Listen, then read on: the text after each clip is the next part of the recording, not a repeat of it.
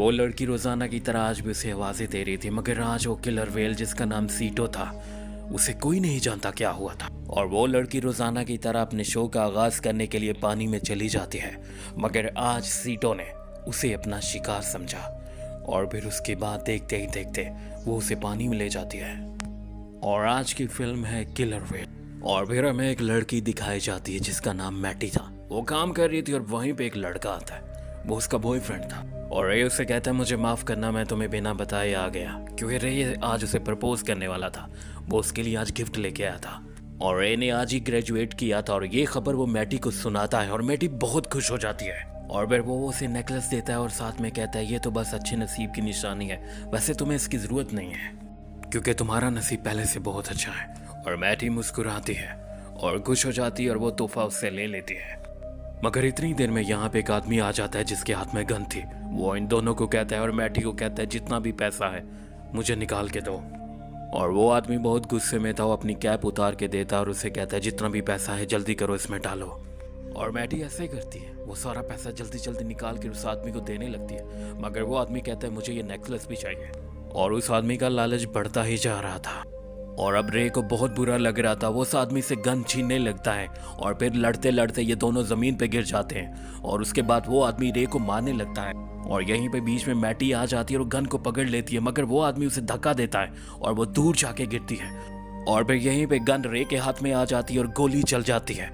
वो आदमी बुरी तरह से जख्मी हो जाता है और फिर वो आदमी भागने लगता है। रे भी उसका पीछा कर रहा था और वो आदमी अपनी गाड़ी लेके चला जाता है। और फिर रे जब बाहर आता है तो उसे यहाँ पे वही नेकलेस नजर आ जाता है। वो उठा के मैटी को देता है, वो खुश हो जाती है क्योंकि ये इनके प्यार की निशानी थी।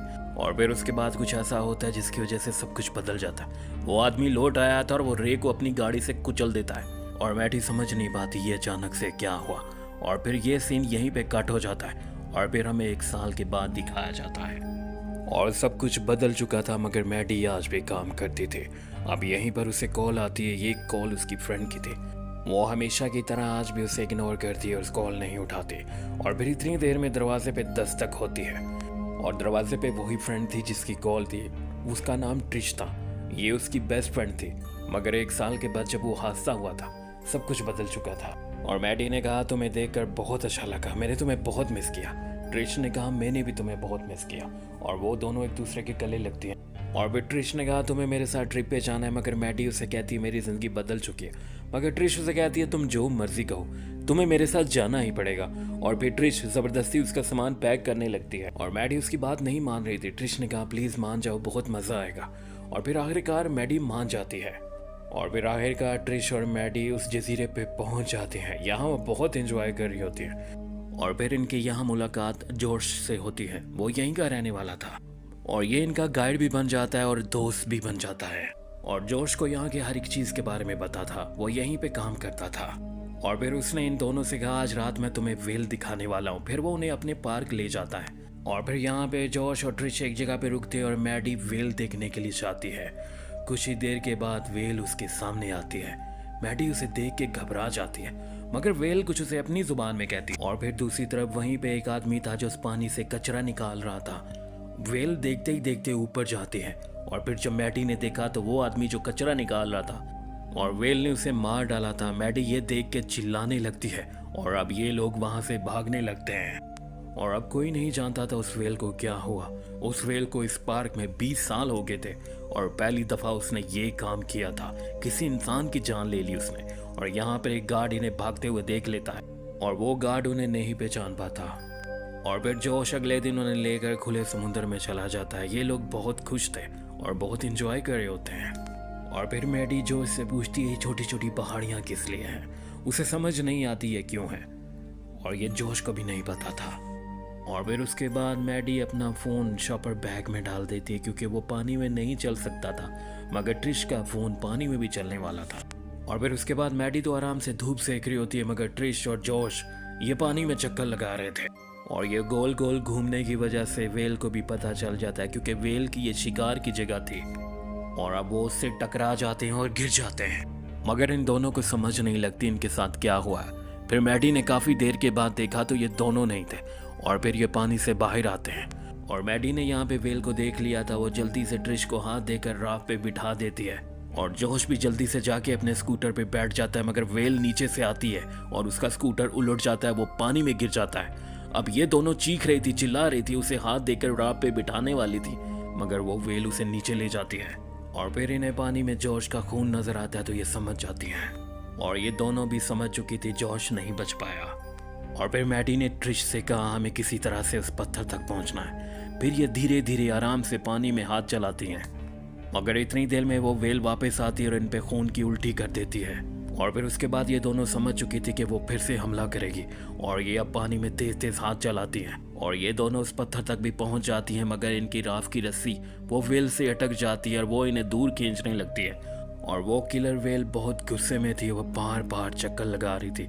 और फिर वो पानी से बाहर आती है और फिर वो कुछ अपनी जुबान में कहती है, और ट्रिश ये देख के डर जाती है, वो पानी में छलांग लगा देती है और मैडी की राव पलट जाती है। मैडी पानी में गिर जाती है और अब मैडी का बैग भी उसके हाथ से गिर जाता है, और वो वेल वापस मैडी की तरफ आती है, मगर इससे पहले मैडी राह पे चढ़ जाती है। और फिर उसके बाद वो ट्रिश की तरफ जाती है, मगर ट्रिश भी पत्थर पे पहुंच चुकी थी, मगर वो फिर मैडी की तरफ आती है और अब राव की रस्सी उसके मुंह में थी। अब वो उस राव को खींच रही थी और मैडी पानी में कूद जाती है। वो बड़ी मुश्किल से ट्रिश तक पहुंच पाती है और वो उसे ऊपर खींच लेती है, और अब ट्रिश की टांग पे बहुत गहरा जख्म हो जाता है। मैडी अपनी शर्ट उतारती है और ट्रिश की टांग पे बांध देती है, मगर उसे कस के बांध नहीं होगा, और जब उसे कस के बांधती है तो ट्रिश की चीखें निकल जाती हैं, और फिर मैडी उसे हौसला देती है। और फिर खाने पीने का सामान उनकी बाइक में था, वो पानी में डूब चुकी थी, इनके पास बस एक चॉकलेट थी। और फिर ट्रिश ने कहा आज का नाश्ता इसी को समझ लो, और ये दोनों उसी को बांट के खा लेती हैं। और फिर यहाँ पे ट्रिश के पास एक शॉपर बैग था, वो उसमें हवा भर देती है और उसे बंद कर देती है, और फिर कहती है इससे कुछ ना कुछ तो पीने के लिए पानी मिल जाएगा। और फिर अब उन्हें शाम हो जाती है और फिर रात हो जाती है, और फिर अगले दिन ट्रिश की आंख खुलती है। वो मैडी को बताती है मुझे कोई आवाज़ आ रही है, और फिर वो जल्दी से उठती है। उसके सामने कोई बाइक वाला था जिस तरह से ये आए थे, मगर वो इन्हें नहीं देख पाता। वो इंसान तो इन्हें नहीं देख पाता, मगर वेल अभी भी यहीं पे मौजूद थी। और यहाँ पे जॉर्ज का कटा हुआ हाथ मैडी को दिखता है, उसके साथ टॉर्च भी थी, और बड़ी मुश्किल से वो मैडी उस तक पहुँच पाती है और वो टॉर्च उतार पाती है। और फिर जल्दी इन्हें यहाँ पे रात हो जाती है। रात को मैडी सिग्नल देती है, मगर कोई नहीं होता यहाँ। और फिर अगली सुबह इन्हें पीने के लिए कुछ बूंदे पानी मिल जाता है, और फिर आगे ट्रिश को लगने लगता है कि वो यहाँ से कभी नहीं निकल पाएंगे। और फिर ट्रिश मैडी को कहती है कि तुम नहीं जानती मैं कितनी बड़ी मुश्किल में हूँ, मेरे दिल पे कितना बड़ा बोझ है जिसे मैं उतारना चाहती हूँ। वो मैडी से कहती है तुम मेरी बेस्ट फ्रेंड हो, मैंने तुम्हारे लिए कभी गलत नहीं चाहा। और मैडी उसे कहती है मुझे पता है हम यहाँ फंसे हैं, इसमें तुम्हारी गलती नहीं है। मगर ट्रिश उसे कहती है ये इस बारे में नहीं है। तो मैडी हैरान होकर पूछती तो फिर किस बारे में है। और ट्रिश उसे कहती है तुम्हें याद होगा 1 साल पहले जब तुम्हारे बॉयफ्रेंड के साथ वो हादसा हुआ था, उस सुबह मैंने तुम्हें कॉल की थी और मैंने तुमसे पूछा था तुम क्या कर रही हो। तुमने कहा था मैं अपने घर में हूँ, कुछ नहीं कर रही, और हमें नहीं पता था कि तुम्हारा उस जॉब के ऊपर पहला दिन है और तुम्हें वहाँ पे होना ही नहीं चाहिए था, पर फिर पता नहीं तुम वहाँ पे क्यों थी। और वो आदमी जो वहाँ पे डकैती करने के लिए गया था वो मेरे साथ काम करता था और हमें बस कुछ पैसों की ज़रूरत थी, मगर तुम वहाँ पे क्यों थी मुझे नहीं पता। मैं तुम्हें ये बहुत पहले बताना चाहती थी पर हिम्मत नहीं हो रही थी। और ये सारी हकीकत सुन के मैडी को गुस्सा आ जाता है, वो उससे बात भी नहीं करती। और ट्रिश उससे बार बार माफ़ी मांग रही थी, मगर मैडी उससे बात करना छोड़ देती है, मगर ट्रिश फिर भी उससे माफ़ी मांगती रहती है। और फिर ट्रिश उससे आखिरी बार कहती है मैं तुम्हारी मुजरिम हूँ, पर मैंने तुम्हारे लिए कभी गलत नहीं सोचा, पर फिर भी मुझे माफ़ कर देना। और फिर ट्रिश चुपचाप उठती है और पानी में उतर जाती है। वो धीरे धीरे आगे बढ़ती है और मैडी को जब पता चलता है उसे वापस बुलाती है, मगर ट्रिश किनारे के पास पहुंच चुकी थी। वेल उसके पास आती है, मगर ट्रिश बाहर आ चुकी थी। और यहाँ पे मैडी उसे देख के मुस्कुरा रही होती है और यहीं पे एक हवाई जहाज आता है और यहीं पे ट्रिश हाथ हिलाते हिलाते पानी में उतर जाती है। मैडी उसे आवाज़ दे रही थी, मगर इतनी देर में वेल उस पर हमला कर देती है और ट्रिश यहाँ पे बुरी तरह से जख्मी हो जाती है। वो बाहर तो आ जाती है, मगर उसकी एक टांग पूरी कट चुकी थी और ज़्यादा खून निकलने की वजह से उसकी मौत हो जाती है। और मैडी ये सब देख रही थी और फूट फूट के रो रही थी। और फिर उसी रात बारिश होने लगती है और तेज़ हवा चलने लगती है। तेज़ हवा की वजह से लहरों का बहुत शोर हो जाता है और मैडी ये जानती थी उसकी आवाज़ वेल नहीं सुन पाएगी, इसीलिए वो पानी में उतर जाती है और वो जल्दी से बाहर भी आ जाती है। और फिर उसके बाद वो ट्रिश के पास जाती है, वो कब की मर चुकी थी और फिर वो उसे वहीं पे दफना देती है। और फिर उसे याद आती है ट्रिश का मोबाइल तो पानी में भी काम करता था। और फिर इन्हें याद आती है वो तो उसी बाइक के अंदर था और वो डूबा पड़ा था।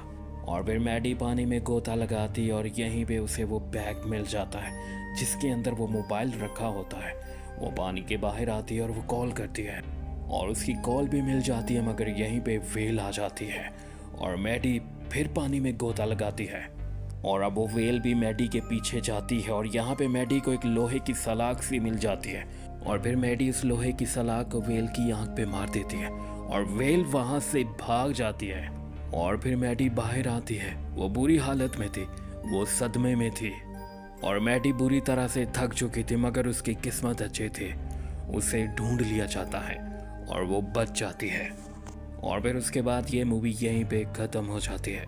फीडबैक में अपनी कीमती राय का इजहार ज़रूर कीजिएगा और अगर ये वीडियो आपने यहाँ तक देख ली है तो हमारे चैनल को सब्सक्राइब ज़रूर कीजिएगा।